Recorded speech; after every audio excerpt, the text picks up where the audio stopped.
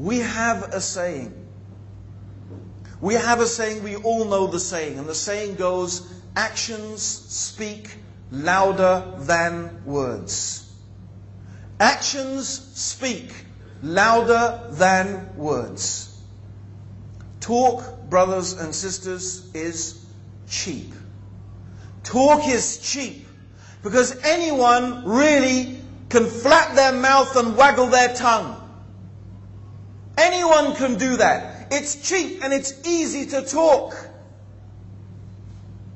But in fact, those people who have knowledge and those people who have understanding, they know and they realize that in fact, my brothers and sisters, speech is something dangerous. Speech is something we should take care of. There is a long narration where the Prophet ﷺ is explaining to Mu'ad ibn Jabal. Mu'ad ibn Jabal, whom Rasulullah ﷺ, he sent him to be the governor of Yemen.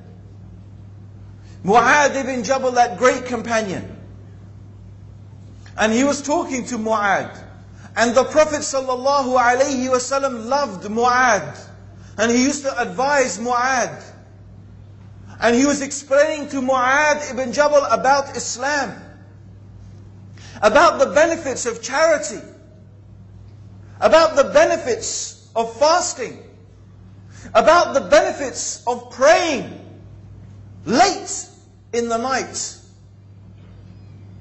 And that the peak of this matter was jihad, the struggling in the path of Allah subhanahu wa ta'ala.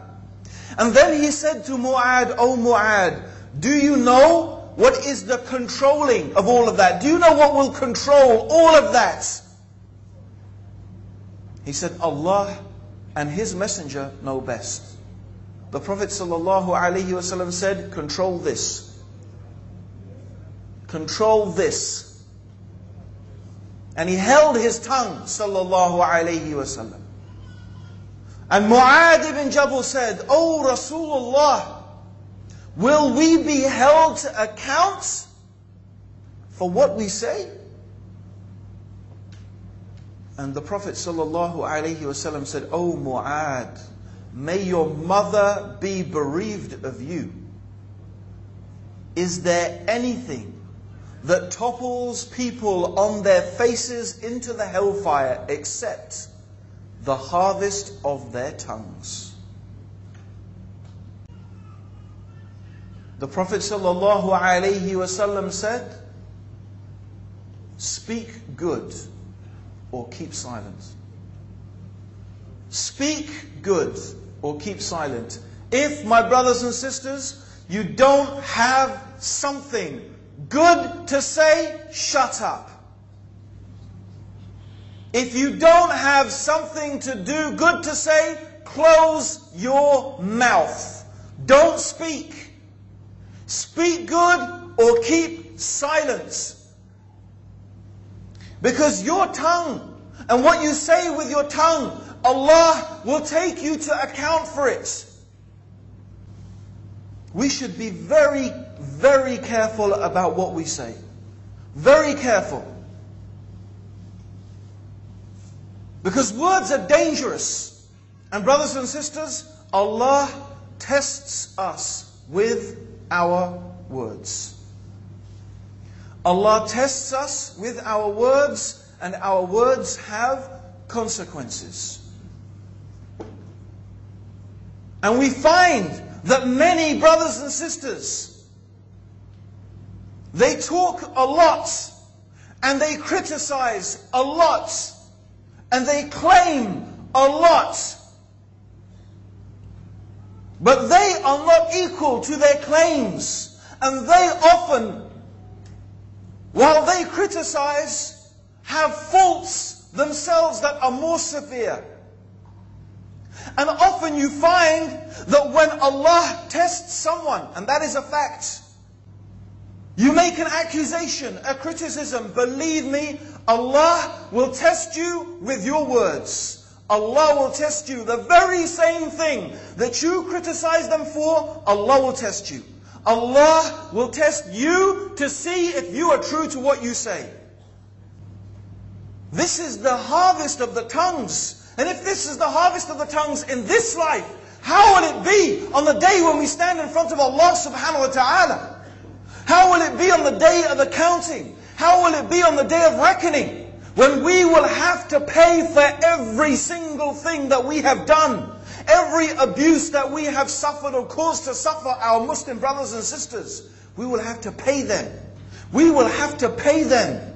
And we won't be paying them with money because we won't have any money.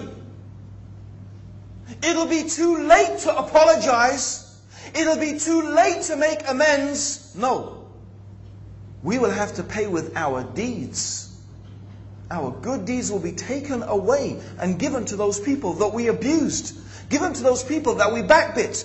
Given to those people that we slandered. Given to those people against whom we did injustice. And if we don't have any good deeds left, we will have to take their sins. And then, it's only after that, by the way, the deeds will be weighed. First is the accounting. Words, brothers and sisters, are dangerous. Be careful what you say. Be careful what you say. Be careful what you say.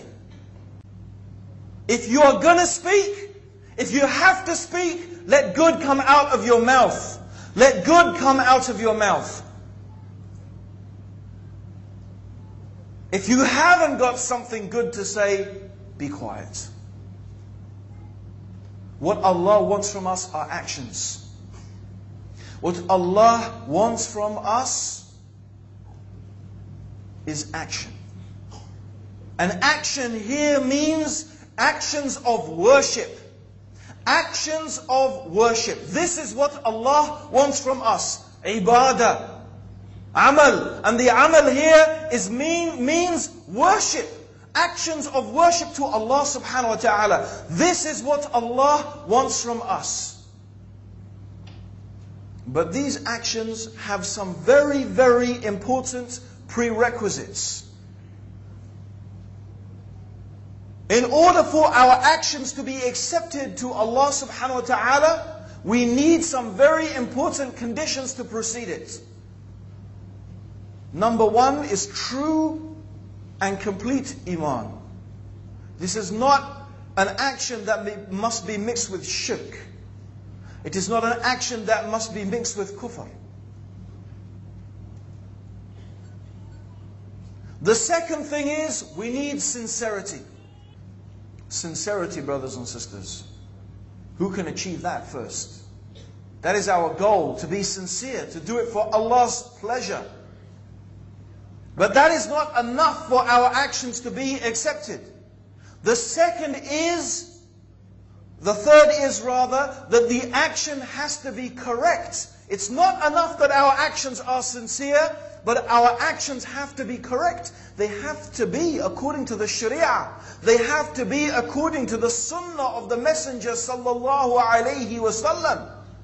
They have to be, if Allah is going to accept them as actions of worship, for which we are going to get rewarded, they must be actions that Allah has approved of. And therefore, it is essential that before any action, we need ilm, we need knowledge. Knowledge precedes action. Before action comes knowledge. We have to study, we have to know what the Sharia requires of us, what Allah wants from us, brothers and sisters. What does Allah want from us? What actions does Allah expect from us? What are the ibadat that Allah requires from us?